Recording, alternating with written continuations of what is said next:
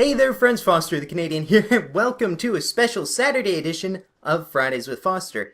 And the reason it's a Saturday's edition of Fridays with Foster, which I know may be a little bit confusing, I woke up Friday feeling horrible. I took some cold medicine, and I passed out, woke up 14 hours later. It's kind of like time travel. I had a lot of really weird dreams too, but that's not what this is about. This is about you guys sending me your stories or asking me advice and me giving you my feedback and thoughts about it. And, trying to help you guys out. So without any further ado, a little further ado. Just a bit ado. The map I'm playing on is Meltdown, and it's not a map that I really like because I don't like maps where I feel I have to get in a vehicle to do well. And I know that's not really the case ever in Halo, but I felt like it is on this map for me. I still had a pretty good game though, and I hope you guys enjoyed the gameplay. Here we go with the first story. I'd like to call this first story Bind with Best Friends Broad. Had to do the 1930s voice for it. It was required for this story. Alright, love problems. First, I want to start off by saying I love you. Just kidding, I love your videos. So now let's get to my question on what I should do. I really like this girl, but my best friend has already went out with her. After a while, they broke up, but he still has feelings for her, so I don't know what I should do. Because if I go out with her, there's a possibility that me and my friend's friendship will end, or the girl will reject me. So if you can help me out with this, I would be happy. Thank you. Alright, now, I actually went around and asked a lot of people and their advice, because this is a classic problem. This is like the, typical dude code response that I got for the most part, which is, you can't date your best friend's ex. But the thing is, at least in my opinion, there's a couple sides to this, and, for all you could have a wonderful, loving relationship with this girl, and, you could end up having something really special.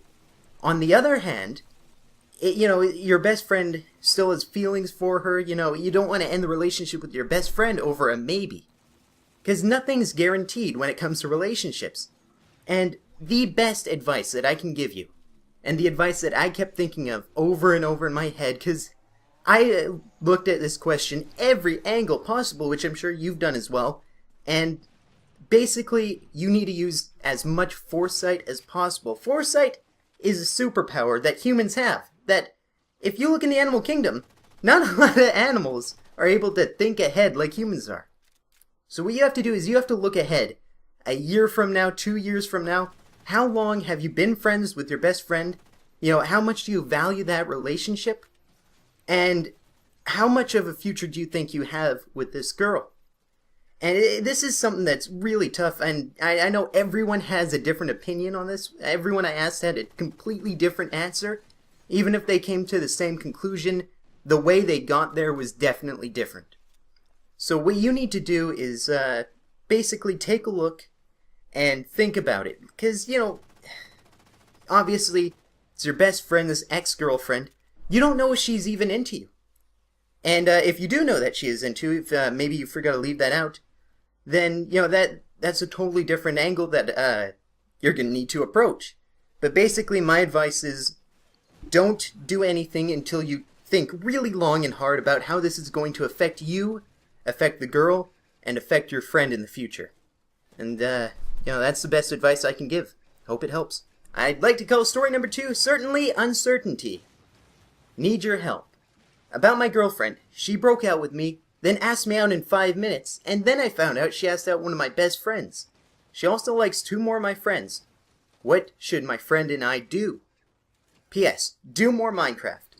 I love your vids, and I know you more than you know me. That last part of that was a little spooky. It's true.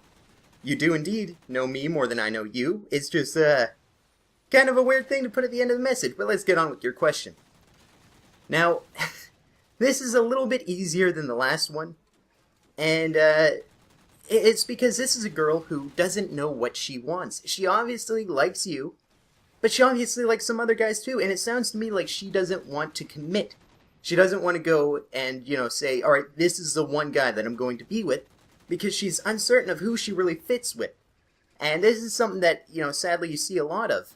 And it's girls who are basically leading on a bunch of guys, and then getting to know them and picking one. And when it comes to, going to a store and picking out a movie, sure, go through, have 5 movies in your hands. This is a bit of a dated thing now with Netflix, but, pick one movie. And you can't do that with guys. You can't just go, okay, I've got these 5 guys here. I'm just going to walk around until I go to checkout. Let's see, which one do I want more? You just can't do that with people because these are human beings with feelings. And it sounds to me like she's really leading everyone on and giving them hope that they'll be the one she picks. And I've asked a few people about this who have been in the exact same situation. And the answers I've got is, tell her no. And, again, you might be madly in love with this girl. In which case, my answer might be different. But it sounds to me like she is telling you that she likes you, telling your friends that she likes them, or telling you that she likes your friends, and, that's not someone that you should be in a relationship with. You should be in a relationship with someone who wants to be in a relationship with you. And, it sounds to me like you only have her in your eyes. You're not going around saying, yeah, I like you, but I might ask out your friends too. That's not how it works. You have to have an equal relationship where, okay, I like you, and you like me, and I'm not just going to, leave you any second for some other broad that walks up to me and, that I think she has nice eyes. You can't do that. She can't do that. My advice is, say, look, you wanted to break up. You obviously don't know what you want. Move on. This might not be what you want to hear, but I think it's the way to go. So, sorry, again, if this is not the answer you were looking for, but I think this is definitely the best way to go.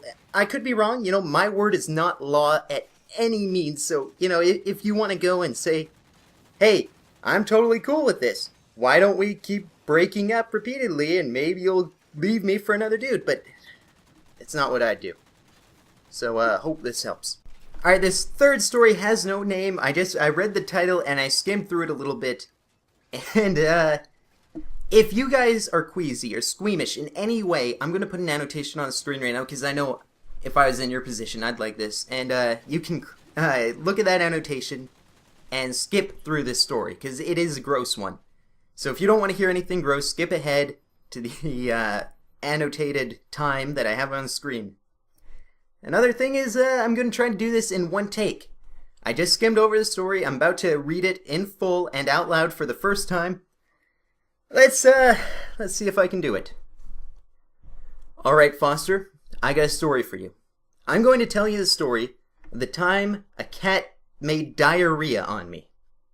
So I had this cat named Shadow. We got her when she was a little young and probably shouldn't have been removed from her family, but the people that owned her were moving and were going to send her to the pound otherwise. Now right to the gruesome point. The cat had been acting sick and being young, and I hadn't put together that she might have some sort of stomach illness, and I let her sleep on my belly. Now I begin to hear her belly growl, and then all of a sudden, my belly felt warm and sticky, and the smell of fresh diarrhea went into the air. I looked down to see liquid poop oozing down my belly, and the cat, some of the poop on her leg, jumped off her belly, splattering my face with some of the previously mentioned poop, and then ran out the room. I looked down and, not thinking, tried to take the shirt off as it stuck to me and rolled down my shirt onto my pants. Needless to say, I went to the bathroom, stripped off my clothes, vomited, then took a shower. To this day, that is the single grossest moment of my life. P.S. I had to throw away the pants and the really neat Halloween shirt my grandma had just sent me. Oh, okay. Okay, I got through it. I have nothing to say. I'm ending the story here, so I hope you guys enjoyed until I gotta do the outro. Okay, so I've had a little bit of time to recover. I hope you guys have enjoyed this episode of Fridays with Foster. And if you did, I'd really appreciate a thumbs up. I'm definitely not expecting it after that last story. But, hey, maybe. Okay, if you want to see more, I'm trying not to think about it. If you want to see more, click the annotation on the screen to see the last episode of Fridays with Foster, which was titled Kidnapping, No Friends, and Hockey Injury. Now remember, I can always use stories, so anytime that you guys have a really interesting story, something cool that happened to you, something gross that happened to you, something funny, or you just want advice, send it in, and it might come up on next week's Fridays with Foster. I'm going to go for a walk and try to forget about that story. Until next time, this is Foster the Canadian saying sorry.